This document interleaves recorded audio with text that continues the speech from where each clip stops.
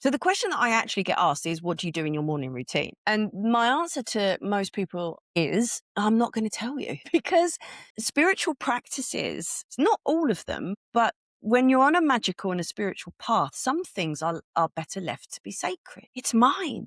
It's for me. Your spiritual path is yours, and our paths will never be the same. Hello, everyone. Welcome back to the No Bullshit Spirituality Podcast. I am Carrie Brightwell, your host.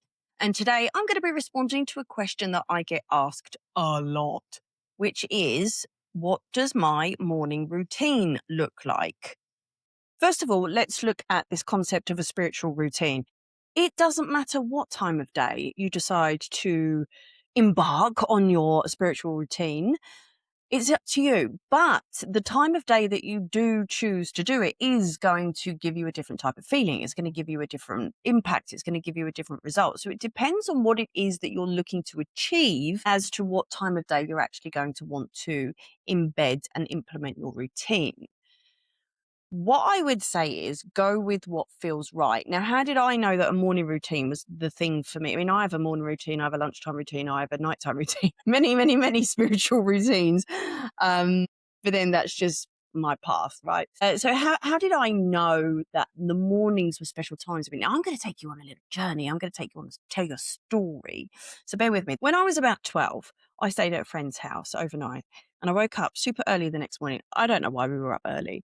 And I remember going downstairs and seeing her dad sat on the bench in the garden outside with a cup of tea, watching the sunrise. And everything inside of me, even when I was 12, everything inside of me said, oh, that's juicy.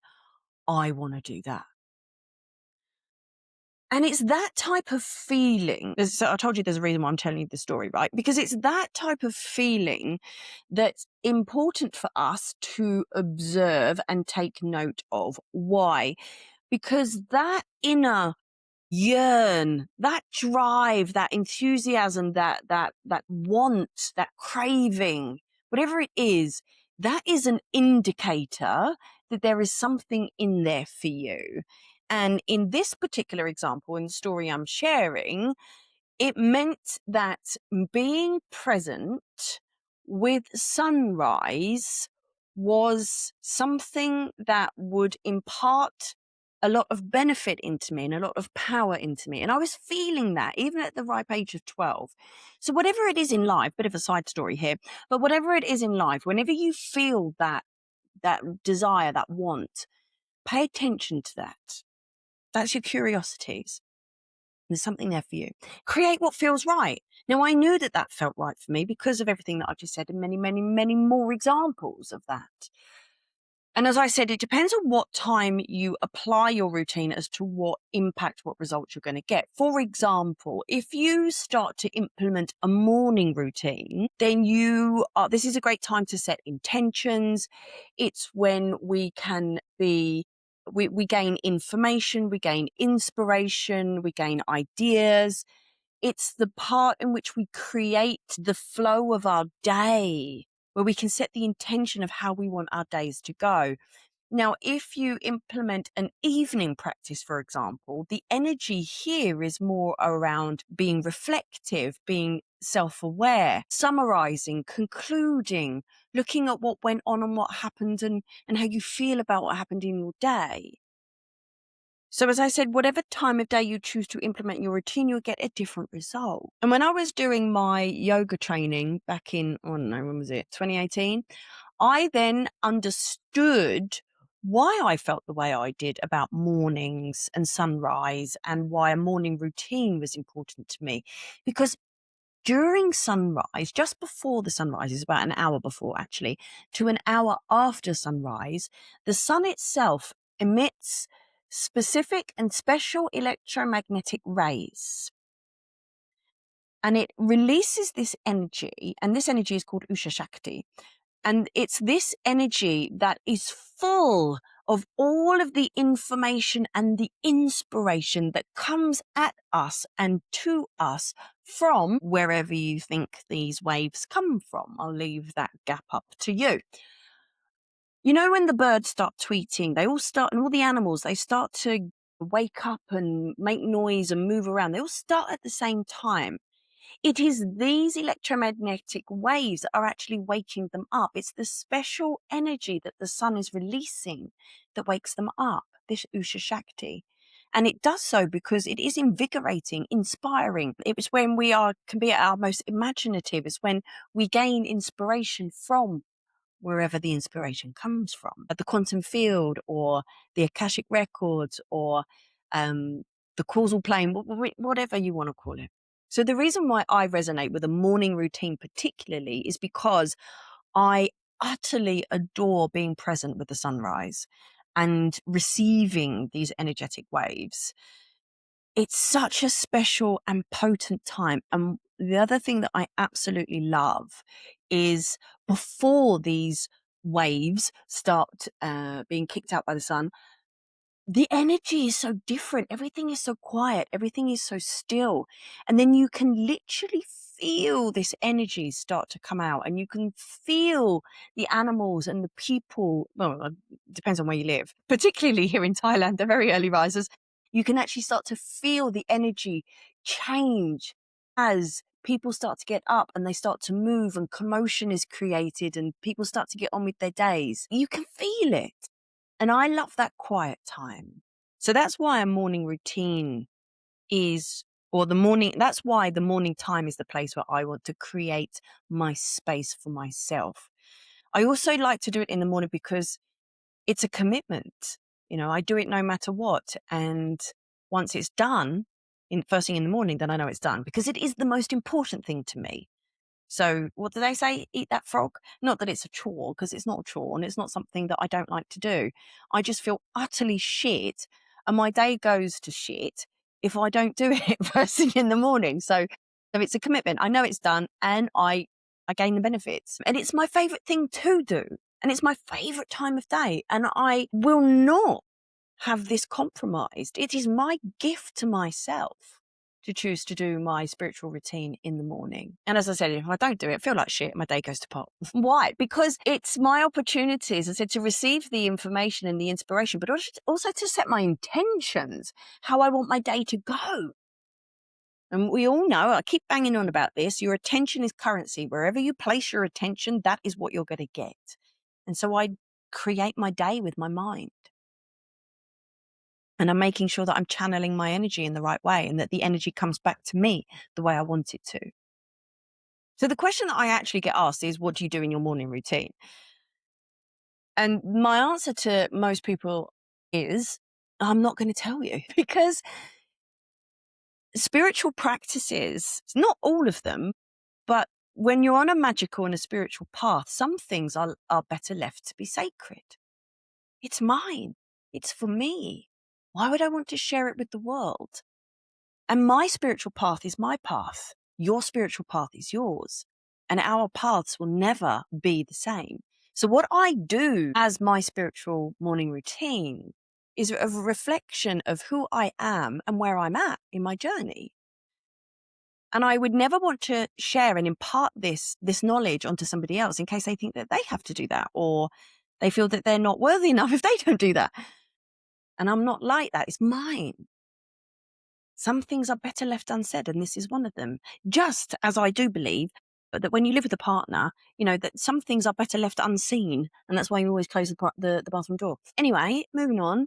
But what I can do in response to that question, what does my morning routine look like, is I can give you an overall picture and I can absolutely make recommendations.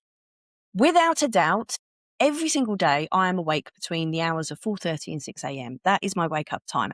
The reason why, as I said to you, number one, I just wake up naturally now. But number two, I want to be present for the sunrise. I want to be present for that Usha Shakti. So my alarm goes off or I wake up naturally so that I can be there ready. It's a time of special power. And I want to take on that power. So it doesn't matter if I've had 3 hours sleep, 7 hours sleep, 12 hours sleep. I don't care. I am there at sunrise. And it's also a time where there are the most minimal distractions outside in the world. You know, there's no cars, there's no planes, there's no people. It's just quiet. And there's no distractions, therefore, inside of me. What I have noticed from my personal experience is that if I try to meditate during the day, when there's lots of external activity going on, it might not be going on in my condo or where I'm living, but it's going on outside in the world, and those energies are impacting me. And so the world is quiet, the energies are quiet, and therefore inside of me is quieter. So I have the opportunity to be distraction free, to hear and feel what's really going on for me. So I always wake up before sunrise. I have my morning drink. I would love to say it's coffee, but I've stopped drinking coffee. I'm trying to, well, no, I have stopped drinking coffee. I don't know how long it's going to last. We'll see. So I'll have my morning drink, whatever it might be. Then I have my shower, because I will not approach my altar or my deities or my spiritual practice if I'm dirty. So I always shower before I sit down at my altar to do whatever it is that I'm going to do. Why do we not go dirty? Because you don't know what's attached to you already, and you don't know what you're attracting in. So I like to be clean, and it's also a demonstration of respect to whoever it is that I'm about to worship or pray to or whatever. And then I will make my offerings, my morning offerings to my deities. This might be lighting a candle, offering incense. I might even be offering food or drink. And it depends on, again, where I'm at in my journey, what particular practice I'm involved in, as to what deity I will be working with at the time. And the deity could be a god, it could be a goddess, it could be something from the Vedic tradition, it could be one of my dragons, it could be anything. It just depends on what practice I'm doing. And then I will say my prayers. Every day I make my prayers, I set my intentions, I ask for what protection I want, for what help I want. What else do I ask for? For what blessings I want. And then I move into a series of breathing exercises that I need to do to create particular energetic patterns within inside myself. And then it goes on. This is why I get up so bloody early. It goes on. And then what I'll do is I'll actually sit down then to meditate. And I like to call them active and passive meditations. They are not that at all, but they are my active and passive meditations. The first meditation I do is my passive meditation. I sit down and I call in my higher self. I ask my higher self to be with me, and I just sit and I just be. I have no expectation. I have nothing that I need to do, no questions that I ask, nothing that I need to feel, nothing. I just sit there and I be with her. Then I move into maybe asking a particular question. So this is where it starts to get a bit active. I might say, okay, let me feel the emotion that is blocking me the most today, or something like that. And this is my intention now, is to start to feel who I am, feel where I am, feel what's blocking me, what kind of thing do I need to create for myself. It's my opportunity to see, to feel, and to hear any particular messages that my deities or my higher self want to share with me. And then I start to get really active. And this is where I start to become the conscious creator of my life. I mean, I already have been for about an hour already. By this point, I mean, all of that is conscious action, right? So therefore it's conscious creation. But this is where I really start to get active, and I actually start to converse intentionally with my higher self and with the deities. So I will ask them questions like, what is it that you want me to know? What do you want me to feel? What is it that you want me to achieve? What inspiration do you want to impart on me today? What is it that I can do today to, I don't know, bring in new clients? I don't know. I'm just making that up. I can't think of a question off the top of my head. And then I start to continue with my active meditations, in that I will start to take power back. Because without my power, how can I create? So I start to take my power back from people that I need to take it back from. I give back shame. I do my manifestation visualization. So that's really getting active in this meditative state now. And I just work with all of the magical techniques that I have to remove or to bring in that I want in my life. And something else that I love to do in the mornings is journal or draw. I find that when I'm journaling, I can get so much deeper into a particular topic. Like, there's something there, there's something bugging you, or there's something blocking you. And It doesn't matter how much you feel into it or you think into it, you can only go so deep. But when I start to write about it, I mean, I could go on. This isn't a podcast about the benefits of journaling, but there is something special that happens when you journal.